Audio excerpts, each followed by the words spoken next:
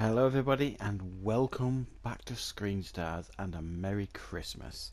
I'm here today to review another Christmas film, and it is the documentary film I Am Santa Claus, the film that follows 5 bearded professional Santa Clauses through the whole year leading right up to Christmas. And this came out in 2014. Um, and this is a film that I've had my eye on for a while to watch. I like a good documentary, and I thought clearly this should be left till Christmas to watch. And I'd not seen it before until I watched it the other day, and I have to say, as a documentary, this is really quite good. It captures the spirit of Christmas really well, but it documents these 5 men's lives pretty well too. It doesn't really um, pull any punches, and it gives you the truth about them and their lives. I think what makes this interesting as well is Mick Foley, who you may recognise from the WWE. He was a wrestler. He was Mankind, Cactus Jack, all that kind of stuff. And he's been a self-confessed Christmas nut for years. He's even got his own Christmas room in his house that he goes in all year round to spend time. And he was a producer on this movie, but he's also a part of the movie too, because he wants to try it out and see what it's like to be Santa Claus at Christmas time.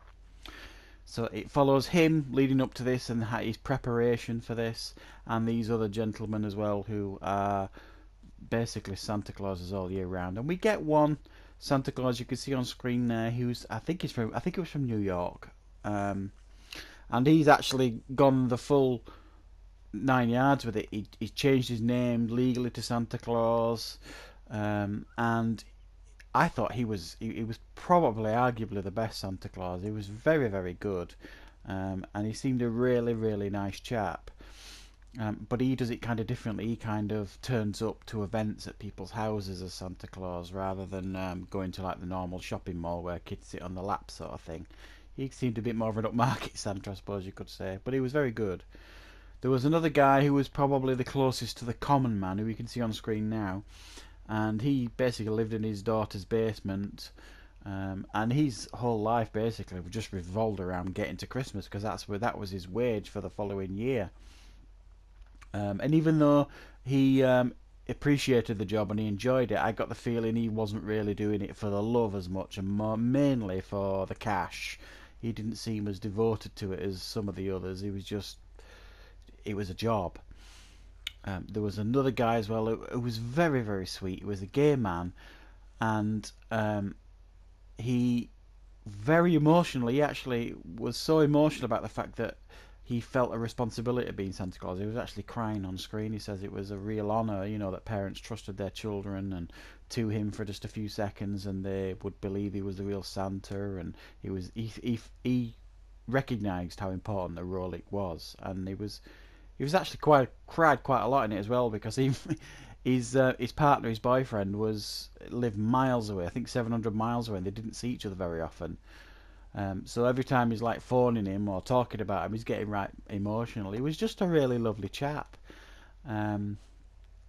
The legendary Roddy Piper, as you can see there, made an appearance, because obviously he will have known Mick Foley, and Mick Foley's explaining what he's doing to Roddy Piper and stuff, and it was just nice to see Roddy Piper on screen. God rest his soul. There was another Santa Claus as well, who seemed a bit of a he wasn't a bad Santa or anything, he just seemed a bit more snobby. He was more proud about the fact that he got put up in this posh hotel at Christmas time, and he was in this quite, posh mall being Santa and all this kind of stuff. And he was a devout Christian.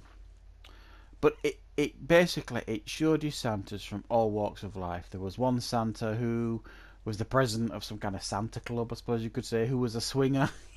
And some of the other Santas had a real issue with this, but but he was very honest about it on camera, and he said it obviously doesn't affect my job as Santa. This is my private life. And there was another guy as well who Mick Foley went to see, who basically has taken over the persona of Santa, and he taught Mick Foley some tips when he was going to be Father Christmas.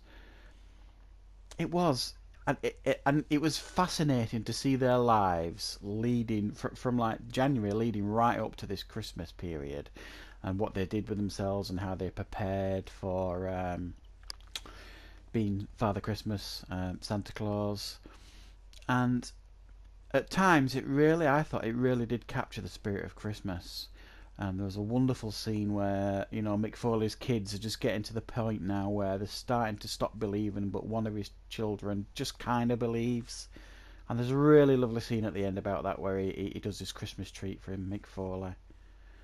And I think if you want to watch something a little bit different, Christmassy, I think this will fill you with a bit of Christmas cheer.